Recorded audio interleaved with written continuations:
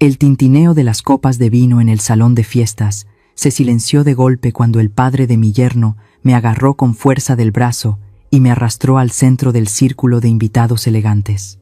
Bajo la deslumbrante luz del candelabro de cristal, sonrió con malicia, señaló la cicatriz que surcaba mi rostro y me presentó en voz alta al jefe más poderoso de la noche.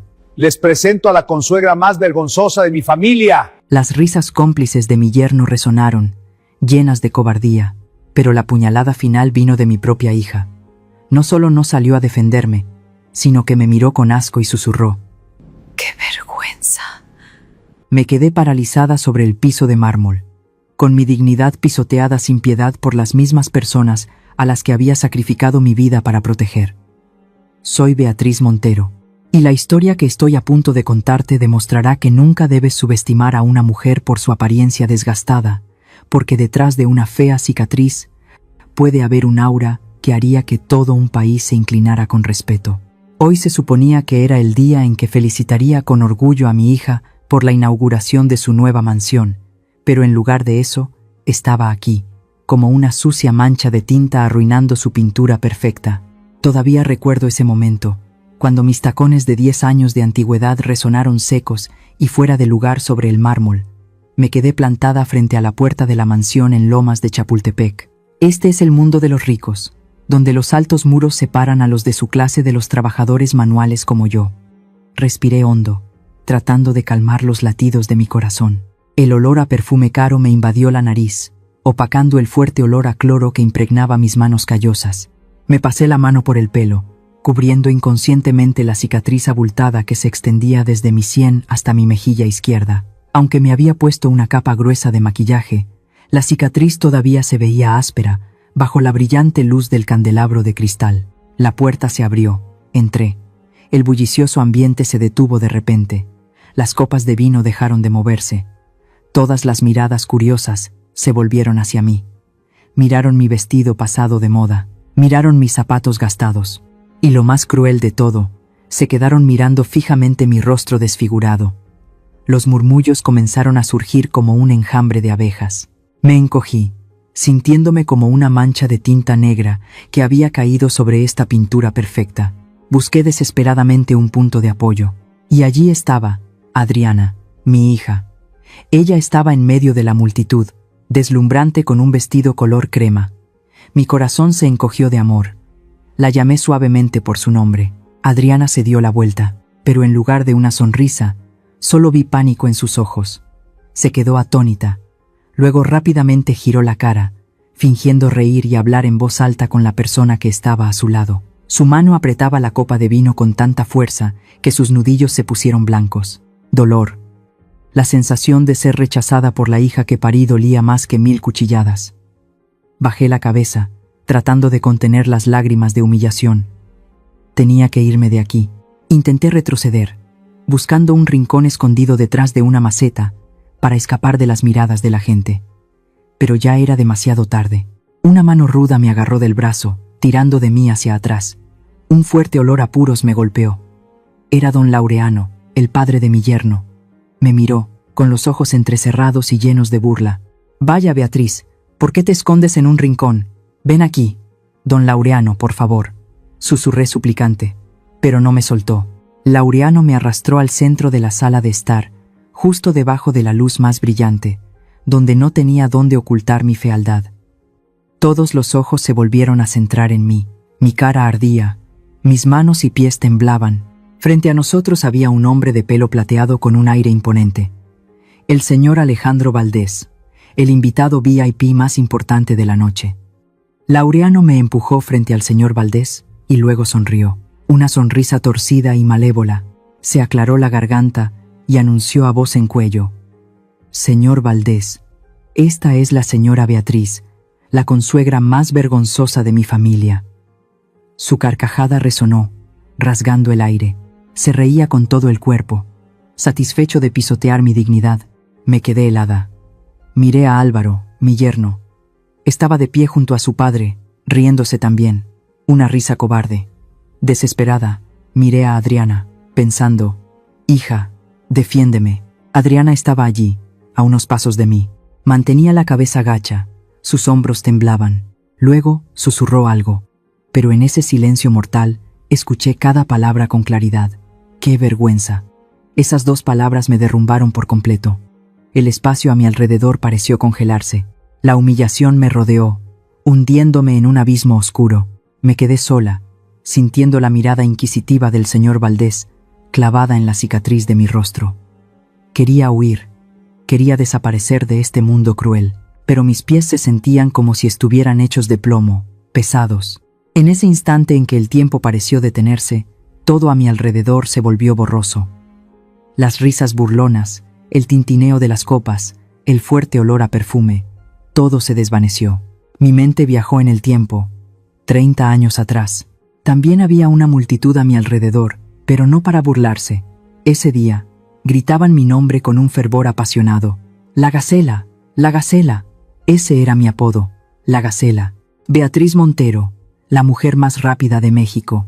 Me vi de pie en medio del Aeropuerto Internacional Benito Juárez, con una pesada y brillante medalla de oro panamericana colgada del cuello. Los flashes de las cámaras parpadeaban sin cesar, como 1000 estrellas cayendo del cielo. Sonreí, la sonrisa radiante de una campeona, con mis piernas firmes y fuertes como resortes de acero. Todo México estaba orgulloso de mí. Mi esposo me abrazó y besó apasionadamente, prometiéndome un futuro brillante.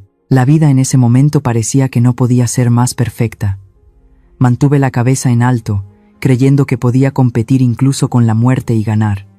Pero la vida no es una pista de carreras plana. Tiene curvas mortales que ningún atleta puede prever. El recuerdo se volvió gris. Era una tarde de sol abrasador, el calor sofocante típico de las afueras. Llevaba a Adriana, que entonces solo tenía 3 años, de la mano al supermercado. La niña saltaba alegremente con su vestido rosa, con una paleta en la mano y tarareando una canción. La miré, con el corazón lleno de paz. De repente, el chirrido ensordecedor de unos neumáticos rasgó el silencio. Me di la vuelta. Un camión cisterna había perdido el control, tan grande como un monstruo de acero gigante, y se dirigía directamente hacia la acera, hacia la pequeña Adriana. No hubo tiempo para pensar, no hubo tiempo para calcular. El instinto de una madre fue más rápido que cualquier reflejo de competencia que hubiera entrenado. Me abalancé. Usé mi cuerpo, el cuerpo de una atleta de élite, para proteger completamente a mi pequeña hija. La abracé con fuerza, acurrucándome, convirtiendo mi espalda en un escudo humano. El terrible impacto sacudió el suelo. Luego vino la explosión. Una bola de fuego ardiente estalló. El calor quemó mi piel. El humo era negro y espeso. Y luego, la oscuridad lo cubrió todo. En el último momento, antes de desmayarme, solo pude pensar una cosa. Por favor, Dios, deja que mi niña viva. Cuando desperté, mi mundo se había derrumbado. El fuerte olor a desinfectante reemplazó el olor a césped del estadio. Estaba en una cama de hospital, completamente vendada. El médico me miró con lástima. Me dieron un espejo. Me miré y grité de terror. El rostro radiante de la Gacela había desaparecido. En su lugar, había parches de piel quemada, arrugada y rojiza. Una cicatriz abultada se extendía desde mi sien hasta mi mejilla, imposible de borrar para siempre. Y mis piernas de oro, mi orgullo, habían quedado destrozadas. Los médicos dijeron que aún podría caminar, pero ¿correr? Nunca más. Me convertí en una inválida. Y mi esposo, el hombre que una vez me había jurado amor eterno, me abandonó poco después. Dejó una breve carta diciendo que no podía soportar ver a ese monstruo cada noche. Necesitaba una esposa perfecta a su lado, no una carga lisiada. No lloré. Mis lágrimas se habían secado con el fuego de aquel año. Miré la cuna a mi lado. Adriana dormía profundamente, su piel blanca sin un solo rasguño. Había sobrevivido ilesa. Esa fue la medalla de oro más valiosa que gané en mi vida. Para criar a mi hija, lo vendí todo. Las medallas, los trofeos, los recuerdos de la gloria, todo se convirtió en dinero. Abrí una pequeña lavandería en un barrio pobre. Durante 20 largos años, trabajé 18 horas al día. Las manos que una vez levantaron trofeos, ahora estaban sumergidas en productos químicos de limpieza, agrietadas y sangrando. Mi espalda se encorvó por cargar pesadas cestas de ropa. El vapor caliente y sofocante, el zumbido constante de las lavadoras día y noche, se convirtieron en el ritmo de mi vida. Acepté todo, con un solo propósito. Adriana tenía que ir a una escuela internacional. Mi hija debía recibir la mejor educación, no ser menos que sus compañeros, no dejar que nadie la menospreciara por no tener padre. Oculté mi glorioso pasado. No quería que mi hija cargara con el peso de una deuda de gratitud. Yo era solo su madre, una lavandera de pueblo, fea, pero me equivoqué. El sacrificio silencioso a veces alimenta la indiferencia. Adriana creció, hermosa pero distante. Desde que entró a la universidad y consiguió novio, venía a casa cada vez menos. Estaba deslumbrada por la riqueza y el glamour de Álvaro y la familia de don Laureano. Empezó a avergonzarse de mí. El punto culminante fue el día de su boda. Había cosido un hermoso vestido de manga larga, ahorrado dinero para comprar un par de zapatos nuevos, esperando ansiosamente el momento de llevar a mi hija al altar. Pero justo antes de la ceremonia, Adriana me llevó a una sala de espera. Me miró, no con gratitud, sino con pena. Mamá, los padres de Álvaro se fijan mucho en las apariencias. Tu cicatriz arruinará las fotos de la boda. Me quedé helada. Entonces, ¿qué debo hacer? Siéntate en la mesa de más al fondo. ¿Sí? No subas al escenario. Te lo ruego, mamá, dijo ruego como si fuera una orden.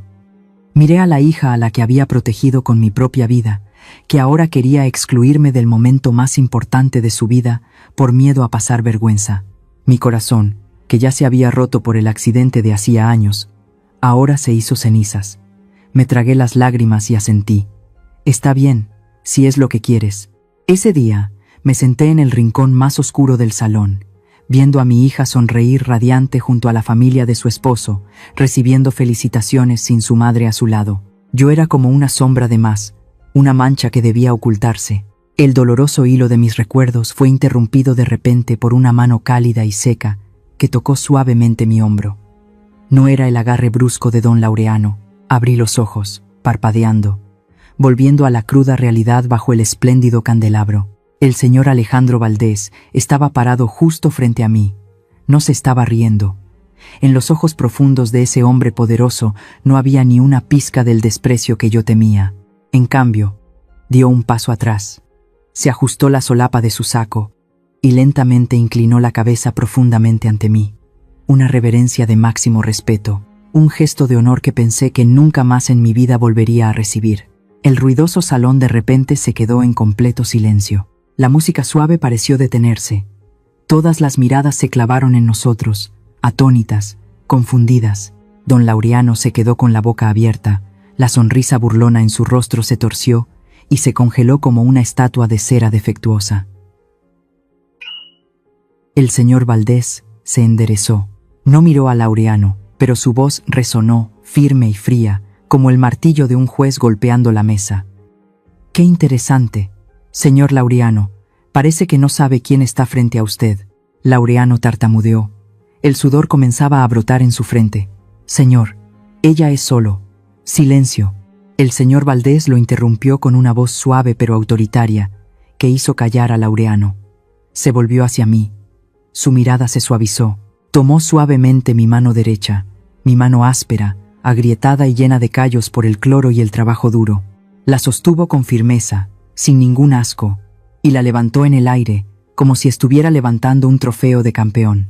Declaró en voz alta, su voz resonando por toda la mansión, llegando a cada rincón de mi alma. «Señoras y señores, esta mujer no es una consuegra vergonzosa como el señor Laureano acaba de presentarla. Esta es la Gacela, la leyenda más grande del atletismo de México». Ese nombre resonó como un hechizo. Los murmullos comenzaron a crecer como una marea. El señor Valdés aún no había terminado. Señaló la cicatriz abultada en mi rostro. Su voz se volvió más profunda, llena de emoción. ¿Y esta cicatriz? ¿Se ríen de ella porque les parece fea? No. Esta cicatriz es el precio que pagó para salvar la vida de la hija, que está parada allí, en la terrible explosión de un camión. Es la razón por la que tuvo que abandonar la gloria en la cima de su carrera. Estoy seguro de que todos en esta sala han oído el nombre de Beatriz Montero al menos una vez. Las palabras del señor Valdés fueron como una bomba de tiempo, rompiendo el sofocante silencio. Dios mío, ¿es la Gacela? Mi ídolo de la infancia. Sí, es ella. Recuerdo esa mirada. ¡Qué gran madre! Todo el salón exclamó. Las miradas despectivas y curiosas de antes se desvanecieron instantáneamente, reemplazadas por admiración, curiosidad e incluso remordimiento. El ambiente dio un giro de 180 grados. Los elegantes invitados comenzaron a rodearme. Los flashes de los teléfonos parpadeaban sin parar. Señora Beatriz, ¿puedo tomarme una foto con usted? Señora, la vi competir en 1990. Corría como el viento. ¡Qué honor para esta familia tenerla a usted! Me quedé allí, atónita. El aura de 30 años atrás pareció volver, envolviéndome. Pero esta vez no venía de una medalla de oro, sino del reconocimiento de mi dignidad. Por primera vez en muchos años, levanté la cabeza. Ya no tuve que esconder mis manos callosas detrás de mi espalda. Ya no tuve que bajar la cara para ocultar mi cicatriz. Miré hacia el otro lado de la habitación. Don Laureano y Álvaro estaban petrificados. Sus rostros estaban pálidos, sin una gota de sangre. La vergüenza era evidente en sus caras arrogantes. Laureano quería decir algo para salvar las apariencias, pero era como si alguien le estuviera apretando la garganta. Acababa de insultar a una leyenda nacional frente a su propio ídolo. Una bofetada en la cara que no podía haber anticipado. Y Adriana. Miré a mi hija. Estaba allí, temblando. Pero cuando la miré a los ojos, no vi arrepentimiento. No vi orgullo. Solo vi pánico. Sus ojos se movían rápidamente, mirando a los invitados que me rodeaban, luego a la familia de su esposo. Era miedo puro. No tenía miedo por mí, sino porque sus mentiras habían sido expuestas. Le había dicho a todo el mundo que su madre estaba muerta, o que era una aristócrata de provincia. Ahora, la cruda verdad de que su madre era una lavandera, aunque fuera una leyenda, la hacía sentirse amenazada. La fachada glamorosa que se había esforzado tanto en construir se estaba resquebrajando. La mirada de mi hija fue como un balde de agua fría en medio de los cálidos elogios. La multitud seguía empujando, seguía aclamando. La Gacela, la Gacela. El señor Valdés me sonrió, con una mirada de aliento. Le devolví la sonrisa, una sonrisa de gratitud. Pero en el fondo de mi corazón, sentí un vacío helado. Había recuperado mi dignidad ante los extraños. Había silenciado a quien me había humillado, pero había perdido la última esperanza que me quedaba en los lazos familiares. De pie en la cima de la fama una vez más, pero mi corazón estaba helado. Los extraños me aclamaban como una leyenda, mientras que la hija que había traído al mundo solo quería enterrar mi existencia. La sensación de ser reconocida por todo el mundo pero fracasar en tu propia casa es muy amarga. ¿Alguno de ustedes ha estado alguna vez en esta situación irónica, donde los extraños son los únicos que valoran quién eres, mientras tu familia te da la espalda? Por favor, compartan sus historias en los comentarios, para saber que no estoy sola en este dolor. La falsa paz después de la fiesta duró apenas 2 días. Estaba de pie junto a la plancha de vapor en mi pequeña lavandería. El siseo constante de la plancha y el olor familiar a cloro me hacían sentir segura. Pensé que después de la vindicación del señor Valdés, mi vida comenzaría un nuevo capítulo, o que al menos recibiría el respeto que merecía. Pero me equivoqué. Había olvidado con quién estaba tratando. Alrededor de las 3 de la tarde, una pequeña camioneta se detuvo bruscamente frente a la tienda, bloqueando la entrada. Inmediatamente después, llegaron 2. Luego 3 motocicletas, hombres y mujeres con credenciales de prensa, armados con cámaras y micrófonos, irrumpieron, llenando el pequeño espacio. Al principio, me arreglé el pelo desordenado y sonreí tímidamente. Ingenuamente, pensé que habían venido por el título de la Gacela, que querían escuchar la historia de la madre que sacrificó todo para salvar a su hija. Pero mi sonrisa se desvaneció cuando el primer micrófono se acercó a mi cara, casi tocando mi cicatriz. Señora Beatriz, hay informes que sugieren que el accidente de hace años fue en realidad porque usted tuvo una sobredosis de dopaje. ¿Cómo explica esto? Me quedé helada. Mis oídos zumbaban. ¿Qué? No, yo no. Antes de que pudiera reaccionar, otro reportero se abrió paso. Su voz era aguda y fría. Se rumorea que la cicatriz en su cara no es por salvar a su hija, sino el resultado de una pelea con un cartel de drogas en un barrio pobre. ¿Está inventando una historia conmovedora para limpiar su pasado? Señora Beatriz, responda. ¿Es cierto que está usando su antigua fama para extorsionar a su hija y a su familia política rica? ¿Escuchamos que les exigió 5 millones de pesos para guardar silencio? Las preguntas eran como dagas envenenadas, lanzadas contra mí. ¿Dopaje? ¿Carteles? ¿Extorsión? Retrocedí.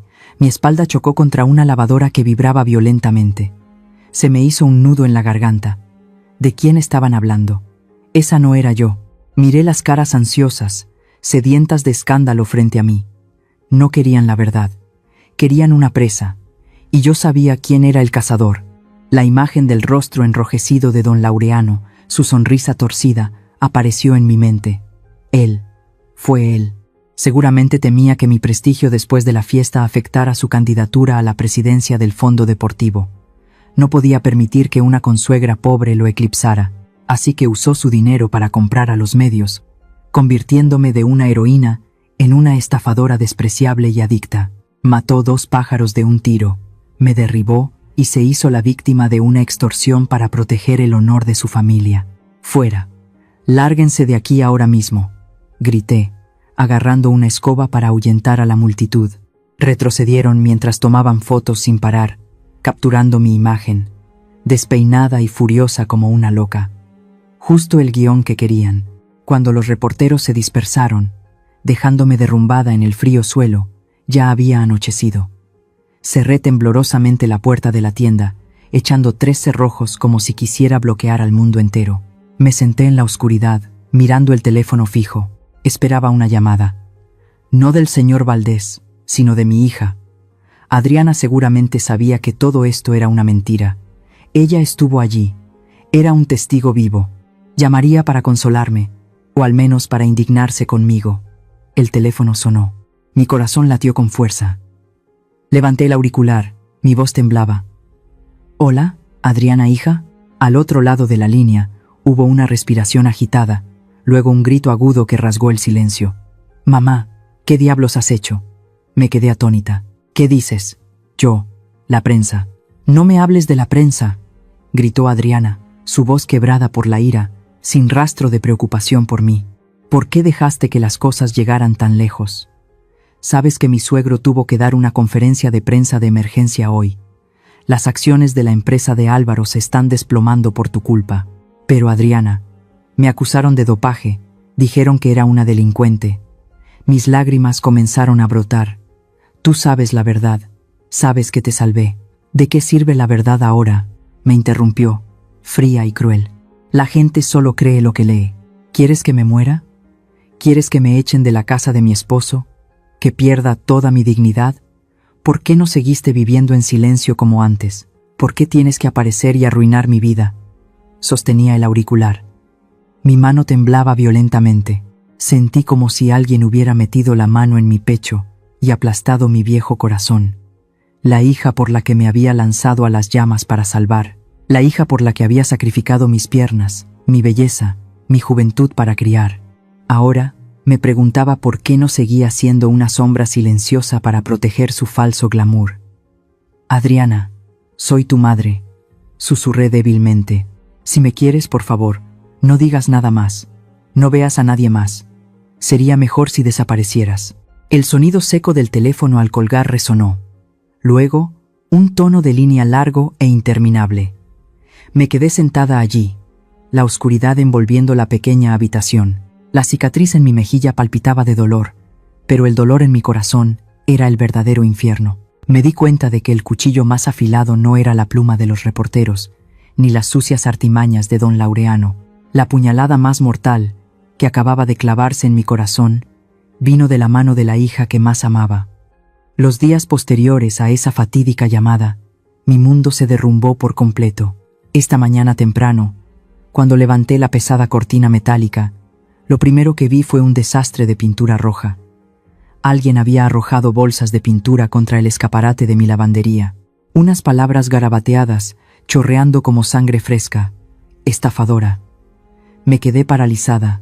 Mis manos y pies temblaban, pero el dolor de esas palabras no era nada comparado con la actitud de la gente a mi alrededor.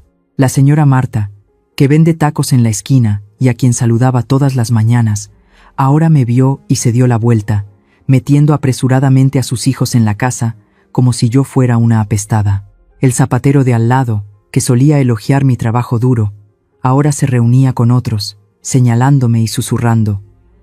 Las miradas que antes eran amigables, ahora eran tan afiladas como navajas de afeitar. Escuché que extorsiona a su hija para mantener a un amante. Solo mira esa cicatriz. Sabes que no es buena gente. Es una criminal. Los rumores maliciosos se colaban en mis oídos, crueles e infundados. No tenía la fuerza para explicar, y nadie quería escucharme. Bajé silenciosamente la cortina metálica, encerrándome en la oscura y húmeda lavandería. Me senté acurrucada en el suelo, en medio de una pila de ropa sin lavar. A la tenue luz que se filtraba por la rendija de la puerta, me miré en el gran espejo apoyado en la esquina. El espejo tenía una larga grieta porque alguien le había arrojado una piedra el día anterior. Mi reflejo en él estaba dividido, patéticamente distorsionado. Me llevé la mano a la cicatriz. Era áspera, fea. Toda mi vida había vivido por ella, había sufrido por ella, y ahora se había convertido en la prueba que me condenaba. Ya es suficiente, Beatriz, me dije a mí misma, con la voz ronca. Has perdido. Me levanté y saqué una vieja maleta destartalada de debajo de la cama. Volvería a mi pueblo. Me escondería en el campo remoto, donde nadie sabía quién era la Gacela, donde no había flashes de cámaras, ni las mentiras de don Laureano. Me rendiría. No podía luchar contra su dinero y su poder. Justo cuando estaba metiendo la última prenda en la maleta, llamaron a la puerta. Un golpe firme, decidido, no como los golpes de los matones o el acecho de los periodistas. Contuve la respiración, sin atreverme a hacer ruido. Beatriz, sé que estás ahí. Abre la puerta. Soy yo, Verónica. ¿Verónica? Ese nombre fue como un relámpago que rasgó la oscuridad de mi memoria. Verónica Sánchez, mi mayor rival en la pista 30 años atrás. La mujer que siempre quedaba en segundo lugar después de mí, la que siempre me miraba con una mezcla de rivalidad y respeto. Dudé un momento, y luego abrí un poco la cortina metálica. Verónica entró. Era completamente diferente a mí. Llevaba un elegante traje de sastre, su pelo corto y moderno, irradiando la agudeza de una abogada de prestigio. Miró la habitación desordenada, las palabras pintadas de rojo en el exterior, y luego sus ojos se posaron en la maleta abierta en la cama. ¿A dónde piensas ir?, preguntó Verónica, su voz fría. Vuelvo a mi pueblo. Bajé la cabeza, evitando su mirada penetrante. Estoy cansada, Verónica. Ya no puedo seguir corriendo. Verónica sonrió con ironía. Se acercó y le dio una patada suave a la maleta. ¿Huyendo? Esta no es la Beatriz Montero que yo conocí. ¿Dónde está la mujer que me venció durante 10 años seguidos en los 100 metros planos? Esa persona está muerta, grité, las lágrimas brotando. Mírame, ahora solo soy una anciana lisiada, despreciada por toda la sociedad, rechazada por mi propia hija. ¿Qué fuerza me queda para luchar contra ese viejo de Laureano? Verónica guardó silencio. Se acercó a mí, me tomó por los hombros y me giró para que me enfrentara al espejo roto. Mírate ahí, Beatriz. No, es feo. Mira, la voz de Verónica era firme como una orden. ¿Qué ves? ¿Una cicatriz? ¿Una humillación? Sollozaba, sin atreverme a levantar la cabeza. Antes me ganabas porque tenías algo que yo no tenía. Verónica bajó la voz. Su tono era cálido pero firme. Nunca mirabas hacia atrás. Solo mirabas la línea de meta. Cuando sonaba el disparo de salida, salías disparada como una flecha, sin importar quiénes fueran tus oponentes, sin importar el viento en contra. Me apretó los hombros. ¿Y ahora vas a dejar que un ricachón panzón, alguien que nunca ha sudado una gota en la pista, te derrote? Te difama porque te tiene miedo. Tiene miedo de la verdad que tú posees. Verónica levantó la mano y tocó suavemente la cicatriz en mi mejilla, un gesto que nadie, aparte de los médicos, se había atrevido a hacer en años. Esta cicatriz no es fealdad, Beatriz, es tu medalla. Demuestra que eres una madre valiente, una guerrera que sobrevivió a la muerte. No dejes que él convierta esta medalla en una mancha. Cada palabra de Verónica fue como un balde de agua fría en mi cara, despertando los nervios que se habían entumecido por el dolor. El silencio llenó la pequeña habitación. Solo se oía mi respiración agitada. Me miré en el espejo. En esos fragmentos rotos, vi mis ojos. Los ojos que una vez ardieron con el deseo de ganar. ¿Por qué dejé que se apagaran tan fácilmente? Había salvado a mi hija de la muerte. ¿No podía salvar mi propio honor? El silencio en este momento era admitir la derrota. Si me iba, Laureano ganaría. Y mi hija Adriana viviría para siempre bajo su manipuladora mentira. Una ola de calor recorrió mi espalda, extendiéndose por todo mi cuerpo. No era una ira ciega, sino el instinto de lucha de una atleta en la línea de salida. Me sequé las lágrimas. Me volví hacia Verónica, con la determinación de vuelta en mi mirada. Tienes razón, nunca me he rendido a mitad de camino. Cerré la maleta y la tiré a un rincón. No me iría a ninguna parte. Esta era mi carrera, y la correría hasta el final. Bien hecho, sonrió Verónica, la sonrisa de una compañera de equipo. Entonces, cámbiate. Tenemos trabajo que hacer. Elegí levantarme de las cenizas, no para demostrarle al mundo que era hermosa, sino para demostrar que era inocente. Todos en la vida nos hemos visto acorralados así en algún momento. En los momentos más desesperados, ¿qué se convirtió en el salvavidas que los ayudó a levantarse y seguir luchando? Me encantaría escuchar sus experiencias de superación en los comentarios. En un rincón apartado de una vieja cafetería en Coyoacán, donde las paredes manchadas por el tiempo y la suave música de jazz creaban el escondite perfecto para los secretos, me senté frente al señor Valdés y Verónica. El aire estaba impregnado del aroma del café de olla mezclado con canela y piloncillo, pero no sentía ninguna dulzura en mi corazón. El señor Valdés dejó su taza de café.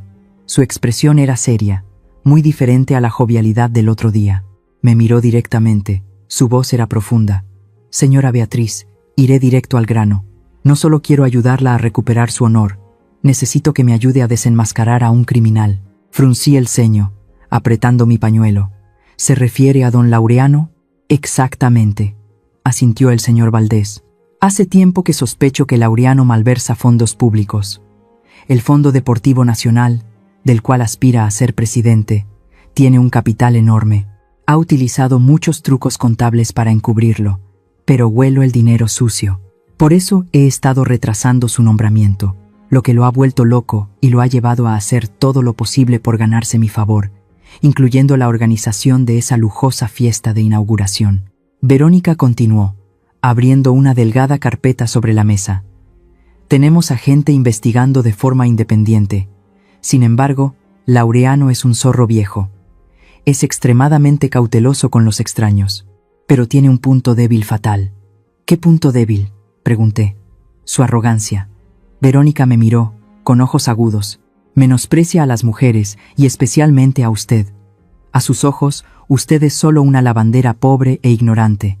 Nunca sospechará de usted intelectualmente. Esa es nuestra oportunidad. El señor Valdés se reclinó en su silla, entrelazando los dedos.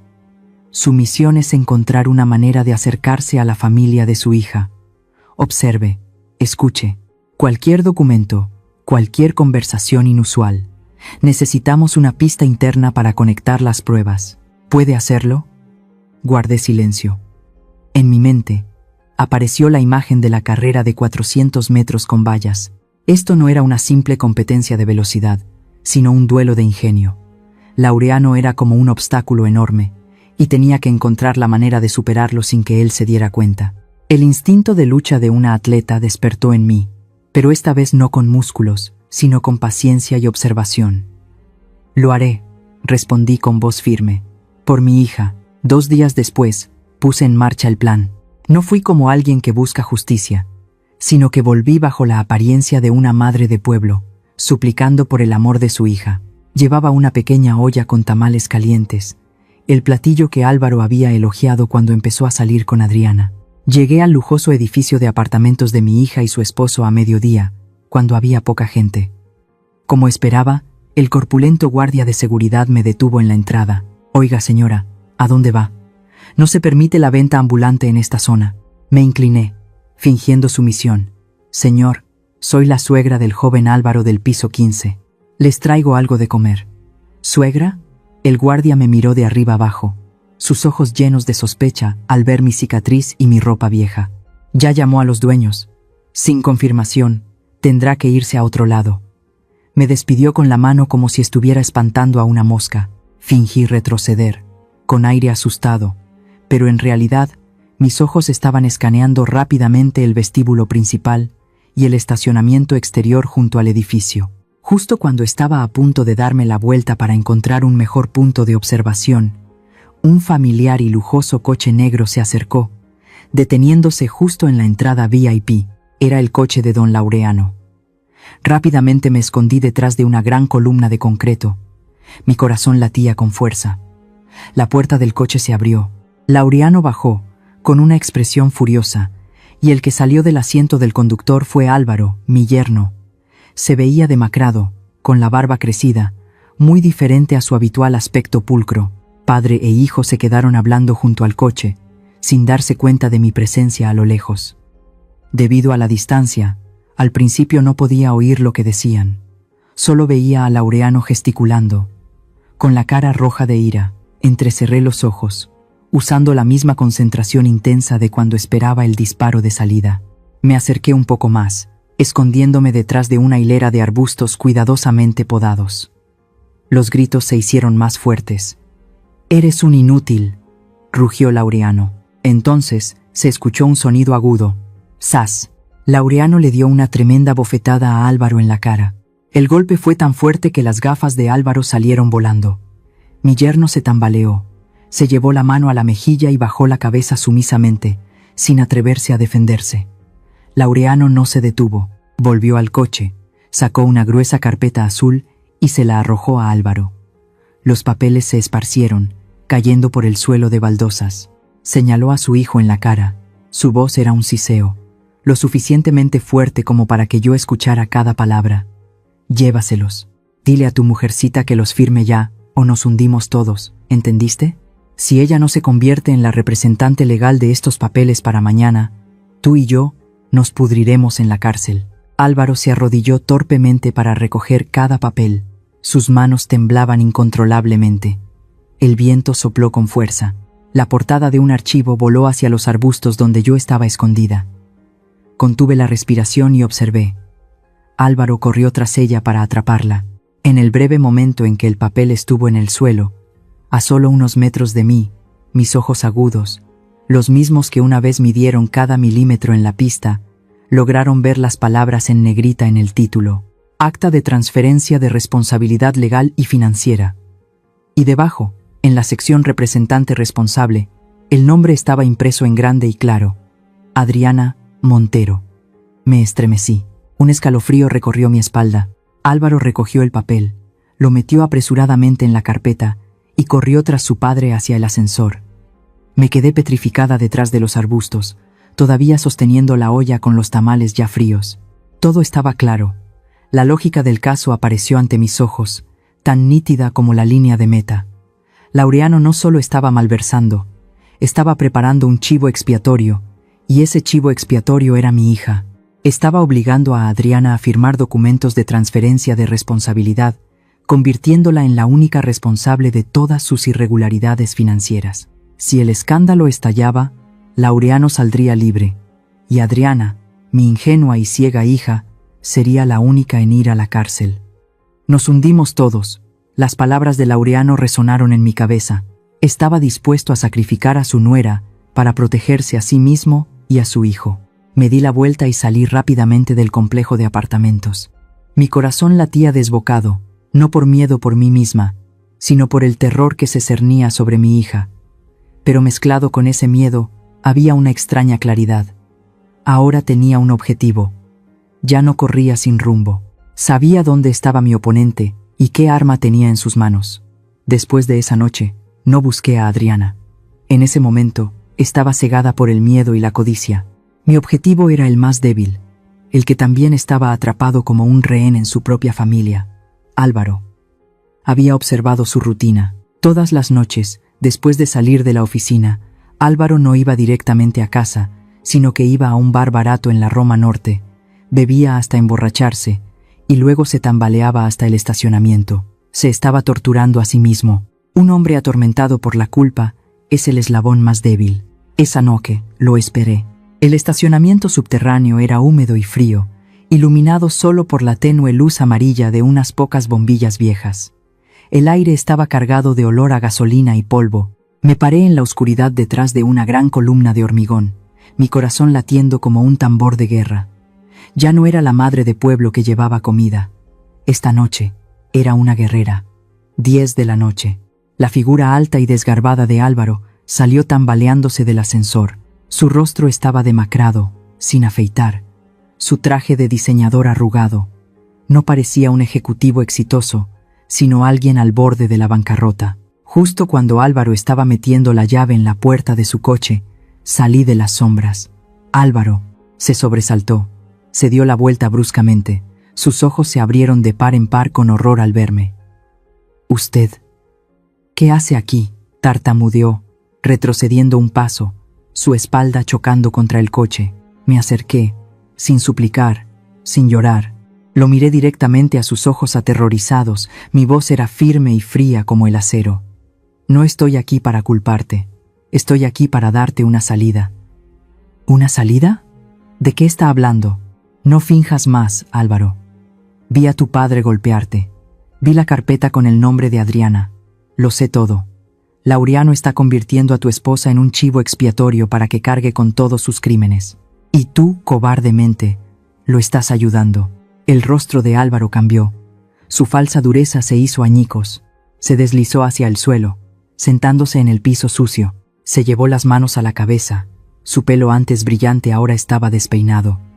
La debilidad de un hombre oprimido por su padre durante tantos años finalmente se quebró ante mi firmeza. «Yo no quiero», sollozó, su voz quebrada. «No tengo otra opción. Mi padre dijo que si no lo hacía, toda la familia iría a la cárcel. ¿Así que está bien que Adriana vaya a la cárcel sola?». Lo presioné, sin darle un momento para autocompadecerse. «¿La amas? ¿O solo amas el dinero de tu padre?». «No, amo a Adriana. Pero mi padre». Álvaro levantó la vista, sus ojos enrojecidos llenos de desesperación. «Todo es culpa suya. Creó una serie de empresas fantasma, todas a nombre de Adriana. Usó esas empresas para lavar dinero del fondo de caridad, transfiriéndolo directamente a sus cuentas privadas en el extranjero. Adriana es tan ingenua. Firma cualquier papel que su suegro le da sin leerlo. Confía en nosotros». Cada una de sus confesiones fue como un martillazo a la cruda verdad.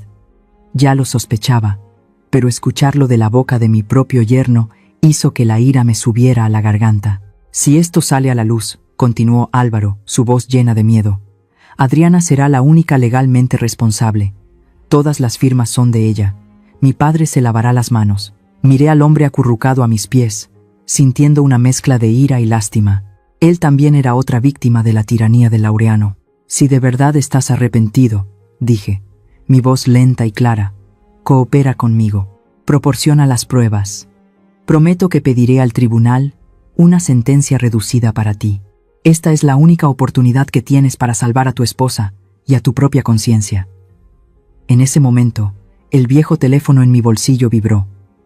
Era Verónica. «Hola, te escucho». La encontré, Beatriz. La voz de Verónica al otro lado de la línea estaba llena de emoción. «Encontré a la jefa de enfermeras que te cuidó en aquel entonces. Ya está jubilada, pero todavía guarda una copia del expediente médico original. Una copia perfecta, con todos los sellos del hospital, los resultados de los análisis de sangre que demuestran que estabas completamente limpia, sin rastro de dopaje. El expediente también indica claramente que la causa de tus lesiones fue traumatismo por impacto y quemaduras de tercer grado mientras estaba en posición de proteger a otro objeto». Me quedé helada. En una mano tenía el teléfono con la prueba de mi pasado limpio. Frente a mí estaba mi yerno, la llave para exponer los crímenes actuales de Laureano y salvar a mi hija. Todas las piezas estaban en mis manos. Colgué el teléfono y miré a Álvaro, que seguía sentado en el suelo. De repente, ya no sentí ira. Solo sentí el peso abrumador sobre mis hombros. Estaba en el sprint más importante de mi vida. Una carrera sin vítores, sin espectadores, y la línea de meta de esta carrera era la puerta de la celda que esperaba a mi hija. Tenía que correr contra el tiempo para traerla de vuelta antes de que fuera demasiado tarde. Ser madre es un viaje lleno de decisiones dolorosas. ¿Qué creen ustedes? ¿Dejar que tu hijo caiga y se levante por sí mismo, o protegerlo hasta el final, es el verdadero amor? En esta situación, si fueran yo, ¿qué harían? Por favor, Déjenme un consejo en los comentarios antes de que suba a ese fatídico escenario. El escenario estaba listo, pero esta vez yo no era la víctima. Hotel Presidente Intercontinental. La conferencia de prensa se transmitía en vivo a nivel nacional. Don Laureano estaba en el podio, hablando sin parar sobre algún falso proyecto deportivo comunitario, con una sonrisa de suficiencia en su rostro brillante. Estaba en la cima de su poder, disfrutando de la atención de los medios. Y sentada a su lado, bajo las brillantes luces del escenario, estaba mi hija, Adriana. Estaba perfectamente maquillada, deslumbrante con un vestido caro, pero sus ojos estaban vacíos. Se sentaba erguida, inmóvil, sin alma como una muñeca de porcelana en exhibición. Una muñeca hermosa, pero a la que le habían arrebatado el espíritu. Yo estaba al fondo del salón. Mi corazón ya no latía de miedo, latía con un propósito. Álvaro había abierto en secreto una puerta lateral, un silencioso acto de redención. Había elegido un bando, aunque solo fuera con ese pequeño gesto. Laureano comenzó a cambiar de tema. Su voz se volvió falsamente sombría. Aprovechando la ocasión, también me gustaría aclarar algunos malentendidos familiares recientes. Ha habido rumores maliciosos dirigidos a nosotros, y hoy presentaré pruebas para que la opinión pública lo sepa todo. Hizo una seña. Un asistente inmediatamente trajo una carpeta. La carpeta falsificada sobre mi supuesto pasado de dopaje. Era un momento. Respiré hondo. No usé la puerta de atrás. No me escondí en la oscuridad. Entré directamente por la puerta principal. Mis viejos zapatos resonaron rítmicamente sobre el suelo de mármol. El sonido, aunque pequeño, atrajo la atención. Unos pocos periodistas en las últimas filas se dieron la vuelta. Luego más. Los murmullos comenzaron a extenderse como ondas. Esa es. ¿La gacela? ¿Qué hace ella aquí? Los flashes comenzaron a parpadear, apuntando hacia mí. Mi rostro con su cicatriz apareció claramente en docenas de pantallas de cámaras. No vacilé. No miré a la multitud, no miré a las cámaras. Solo miré directamente al escenario, a los ojos de Laureano que comenzaban a abrirse de asombro. Dejó de hablar. La sonrisa en sus labios se congeló. Su rostro se contrajo de ira, rojo como un pimiento. No podía creer que me atreviera a aparecer aquí, en su propio espectáculo de poder. No me detuve. Subí los escalones que llevaban al escenario, tan firme como si estuviera subiendo al podio para recibir una medalla. «¡Seguridad! ¡Sáquenla de aquí!», rugió Laureano, pero ya era demasiado tarde. Ya estaba en el escenario. Ni siquiera lo miré. Pasé a su lado como si fuera aire. Fui directamente hacia mi hija.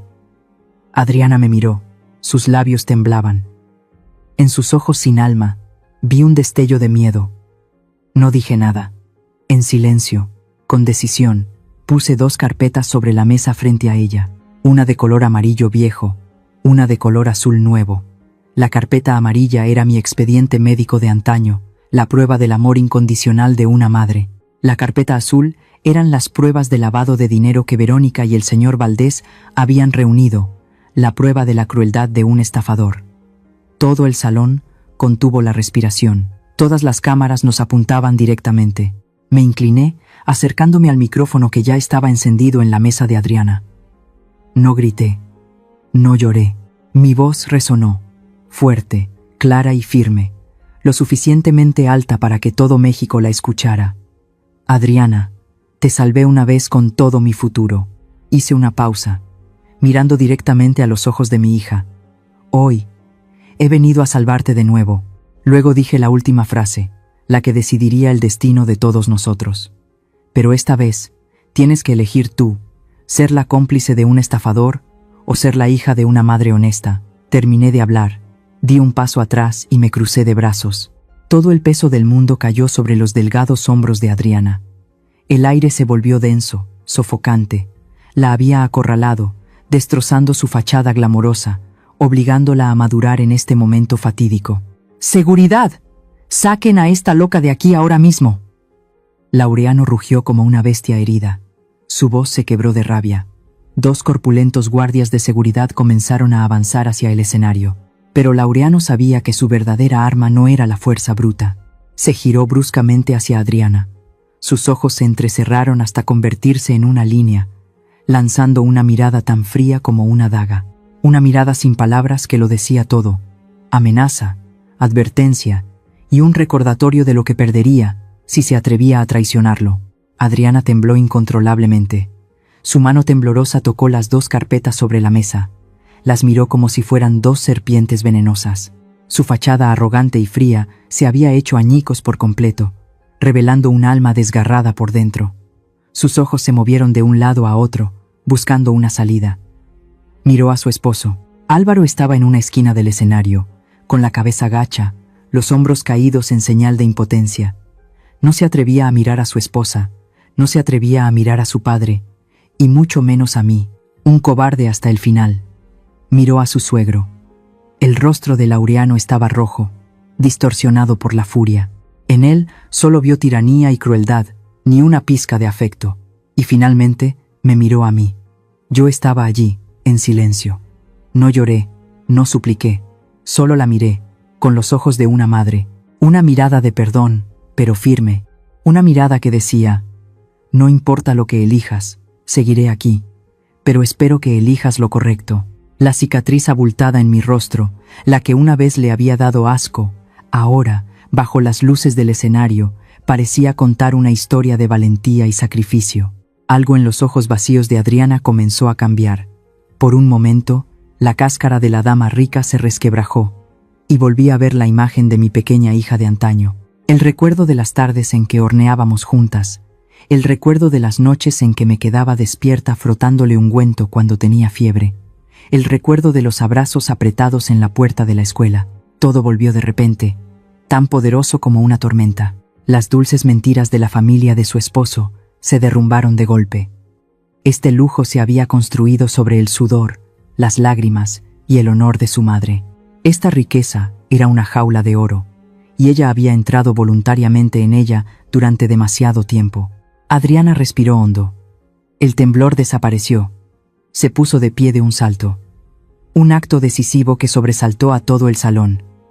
Ya no miró a Laureano. Tomó el micrófono de la mesa y se lo acercó a la boca. Su voz, al principio, era temblorosa, apenas un susurro. Lo que mi madre acaba de decir. Luego se aclaró la garganta, levantó la cabeza y miró directamente a los cientos de cámaras. Su voz se hizo más fuerte, resonante, clara y firme. Mi suegro miente. Mi madre es una heroína. Y las empresas a mi nombre. Él me obligó a firmar. Esa confesión fue como un trueno. Laureano se quedó helado, su rostro se puso blanco como el papel. En la primera fila, el señor Valdés levantó la mano en silencio, dando una señal. Inmediatamente, las puertas del salón se abrieron de golpe. Docenas de policías uniformados entraron, moviéndose rápida y profesionalmente. Se dirigieron directamente al escenario en plena transmisión en vivo. Laureano gritó: ¿qué están haciendo? ¿Quién los dejó entrar? Pero ya nadie lo escuchaba. 2 policías corpulentos se le acercaron y le torcieron los brazos a la espalda. El frío sonido de las esposas al cerrarse resonó. Don Laureano queda arrestado bajo sospecha de malversación de fondos públicos y lavado de dinero. También se acercaron a Álvaro. Mi yerno no opuso resistencia, simplemente extendió las manos para ser esposado, su rostro inexpresivo como si hubiera aceptado su destino. Una mujer policía se acercó a Adriana. Señorita Adriana, por favor, acompáñenos para declarar. Adriana asintió. No parecía asustada en absoluto. Parecía extrañamente tranquila, como si acabara de quitarse un peso de encima. Cuando la oficial se llevaba a Adriana y pasaron junto a mí, ella se detuvo. Se giró para mirarme. Su hermoso rostro ahora estaba manchado de lágrimas. Pero no eran lágrimas de miedo o de ira. Eran lágrimas de arrepentimiento. Mamá, sollozó, su voz ahogada. Perdóname, solo esa palabra, pero borró todos los años de dolor y humillación de mi corazón. Asentí, incapaz de decir una palabra. Mis lágrimas también comenzaron a caer, pero no eran lágrimas de tristeza, eran lágrimas de alivio. El último sprint de mi vida por fin había llegado a la meta. Ha pasado un año. Estoy de pie en una pista de tierra, llenando mis pulmones con el olor a hierba recién cortada y el aire fresco de la mañana. Las risas de los niños son cristalinas, mezclándose con el sonido de mi silbato cuando doy la señal de salida. Este es el Centro Deportivo Comunitario La Gacela, un pequeño sueño que el señor Valdés y yo construimos juntos sobre las cenizas de la mentira. Verónica, mi antigua rival, es ahora mi colega más cercana. Está enseñando a los niños la técnica de salto de vallas.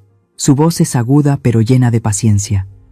De vez en cuando, nuestras miradas se cruzan a través del campo y sonreímos. La sonrisa de dos mujeres que han encontrado su propia línea de meta. La verdadera tormenta ya ha pasado.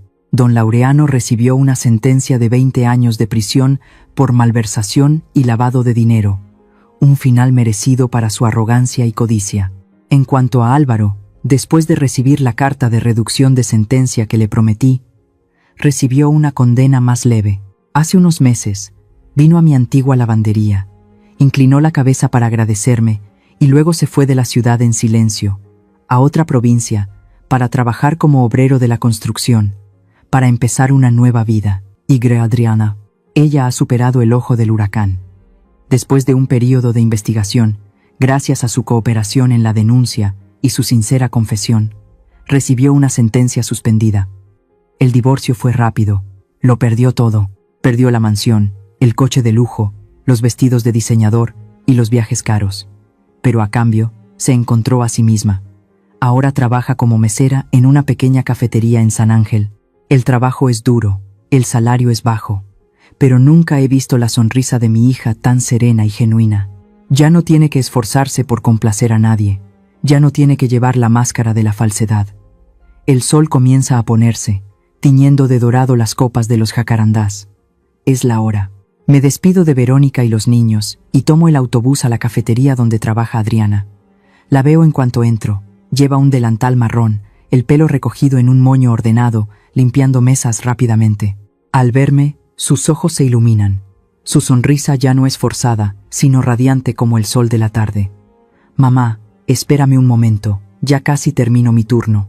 Cuando Adriana se cambia de uniforme y sale, lleva una caja de cartón cuadrada en sus manos. Me la atiende, sus ojos un poco tímidos, pero brillantes de alegría. Un regalo para ti.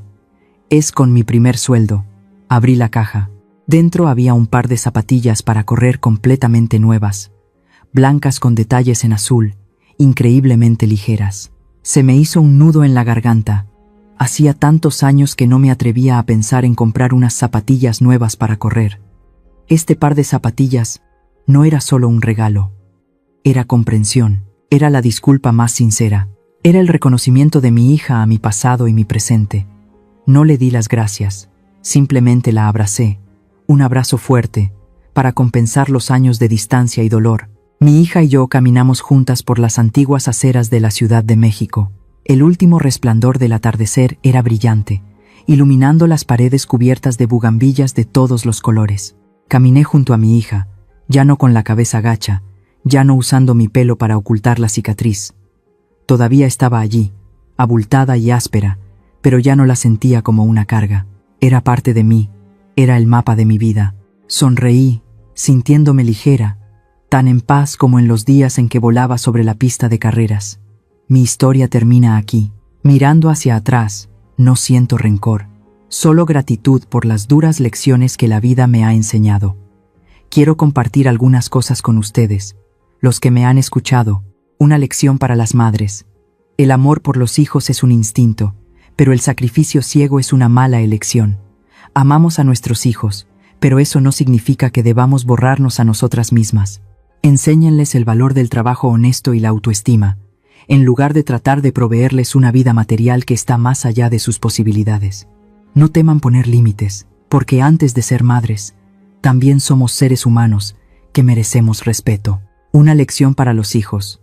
Tanto la familia de origen como la familia que formamos son importantes, pero el equilibrio no significa negar tus raíces para seguir una vanidad vacía. Una verdadera pareja amará y respetará tu pasado, incluyendo a tus padres. No dejes que el brillo de la riqueza te haga perder lo más valioso, los lazos familiares, porque cuando todo se derrumba, las únicas personas dispuestas a abrir sus brazos para protegerte son las que te dieron la vida. Una lección sobre la codicia y la naturaleza humana. La historia de la familia de don Laureano es un amargo testimonio. La codicia y el egoísmo pueden convertir a un padre en un tirano, a un esposo en un cobarde y destruir una familia desde dentro. El dinero puede comprar lujos, pero nunca la paz del alma. El karma no proviene de una fuerza sobrenatural, viene de nuestras propias acciones, de lo que sembramos y cosechamos. Y finalmente, una lección para todos nosotros. Cuando entramos en una relación familiar, ya sea como nuera, yerno o suegros, por favor, acérquense con sinceridad y respeto. No miren el estatus social o la cuenta bancaria del otro, miren su carácter. Una familia fuerte se construye sobre los cimientos de la verdad y el amor, no sobre mentiras y máscaras perfectas. La historia que acaban de escuchar ha sido modificada en nombres y lugares para proteger la identidad de los involucrados. Compartimos esta historia no para juzgar a nadie, sino con la esperanza de que en algún lugar alguien se detenga a reflexionar. ¿Cuántas madres están sufriendo en silencio en sus propios hogares? Honestamente me pregunto, si estuvieras en mi situación, ¿qué harías? ¿Guardarías silencio para mantener la paz? ¿O alzarías la voz y lucharías para recuperar tu voz? Me encantaría escuchar sus pensamientos sobre esta historia en mi canal, o cualquier sugerencia que pueda ayudarnos a mejorar nuestro contenido. Dios siempre bendice a los valientes, y realmente creo que el coraje nos llevará a días mejores. Ahora mismo, dejaré las 2 historias más populares del canal en la pantalla final. Creo que los sorprenderán. Gracias por quedarte conmigo hasta este momento. Si esta historia tocó tu corazón, por favor, dale like, suscríbete al canal y activa la campanita para no perderte lo que viene.